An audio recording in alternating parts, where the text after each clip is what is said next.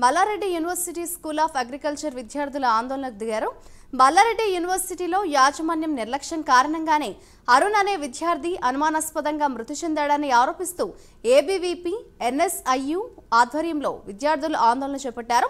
యూనివర్సిటీలో అంబులెన్స్ సౌకర్యం లేకపోవడంతోనే విద్యార్థి మృతి చెందాడని యూనివర్సిటీ ముందు బైఠాయించి విద్యార్థులు రాస్తారోకో చేశారు.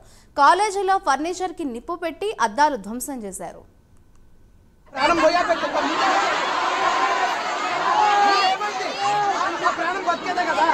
ఏం చెప్తారు ఆ రోజు ఏమడిగారు మీరు అకామిడేషన్ వాళ్ళ రూల్ అని అడిగారు మీరు అడగలేదా చెప్పాలి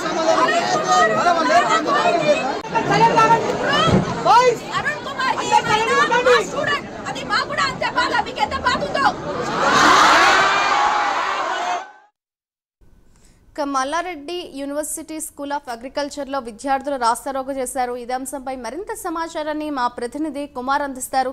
కుమార్, చెప్పండి, ప్రస్తుతం యూనివర్సిటీలో సిచ్యువేషన్ ఏ విధంగా ఉంది అండ్ స్టూడెంట్స్ ఏం డిమాండ్ చేస్తున్నారు?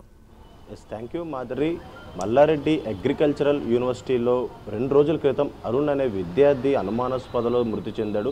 ముఖ్యంగా మైసమ్మగూడలోని ఏదైతే బషీరాబాద్ పిఎస్ పరిధిలోనైతే ఈ సంఘటన అయితే చోటు చేసుకుంది.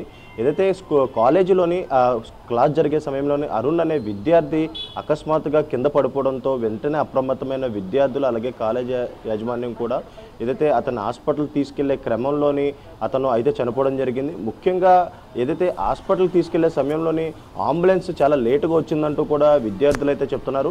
ఈ నేపథ్యంలోనే అంబులెన్స్ లేటుగా రావడంతో ఆ విద్యార్థి చనిపోయాడంటూ కూడా విద్యార్థులు అయితే మొత్తానికి అక్కడ ఉన్న విద్యార్థులు అయితే చెప్పడం జరుగుతుంది. ముఖ్యంగా ఈరోజు మరొకసారి ఏదైతే కాలేజీ యాజమాన్యం నిర్లక్ష్యం అలాగే అంబులెన్స్ కాలేజీలో లేటుగా రావడం వల్లే విద్యార్థి చనిపోయాడంటూ కూడా ఏబీవీపీ ఎన్ఎస్యుఏ కార్యకర్తలు అలాగే విద్యార్థి సంఘ నాయకులు కూడా ఆందోళన అయితే చేపడుతున్నారు. అలాగే మరొక పక్క దీనికి సంబంధించి రాస్తారోకో అయితే నిర్వహిస్తున్నారు. ముఖ్యంగా విద్యార్థి చనిపోవడంతో ముఖ్యంగా ఏబీవీపీ కావచ్చు ఎన్ఎస్యుఏ నాయకులు కావచ్చు వీళ్ళందరూ కూడా ఏదైతే ఆ అగ్రికల్చరల్ యూనివర్సిటీలోని ఫర్నిచర్కి నిప్పట్టి పూర్తిగా ధ్వంసం అయితే చేశారు. అలాగే మరొక పక్క దీనిపై ఇప్పటికే బషీరాబాద్ పిఎస్లో కూడా కేసు అయితే నమోదు చేశారు.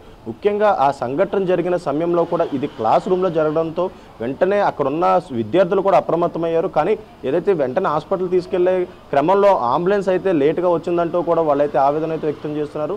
ముఖ్యంగా ఏదైతే కాలేజ్ యాజమాన్యం కూడా ఈ చావును కూడా ఎంతో సీరియస్గా తీసుకోలేదంటూ కూడా వాళ్ళైతే చెప్తున్నారు.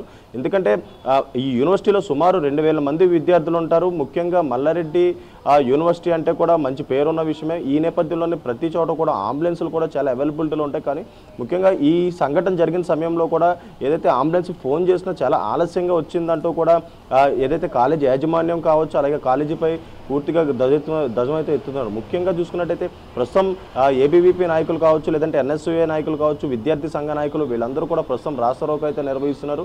అలాగే మరొక పక్క కాలేజీ ఏదైతే ధ్వంసం చేశారో అలాగే మరొక పక్క ఏదైతే ఫర్నిచర్ కూడా నిప్పంటించడం జరిగింది. ముఖ్యంగా వెంటనే ఘటనా స్థలంగా అయితే ప్రస్తుతం పోలీసులు అయితే చేరుకున్నారు. అక్కడ కొద్దిగా ఉద్రిక్త పరిస్థితి ఏర్పడిందనే చెప్పొచ్చు. ముఖ్యంగా ఈ కేసుకు సంబంధించి ఏదైతే నిర్లక్ష్యం వహించారంటూ కూడా విద్యార్థులు అయితే ఆవేదన వ్యక్తం చేస్తున్నారు. అలాగే మరొక పక్క ఎన్ఎస్యుఏ కావచ్చు విద్యార్థి సంఘ నాయకులు కూడా పూర్తిగా దీనిపై అయితే ప్రస్తుతం రాస్తారోకో అయితే నిర్వహిస్తున్నారు. ప్రస్తుతం బషీరాబాద్ పిఎస్లో కూడా దీనిపై అయితే కేసు అయితే నమోదైంది.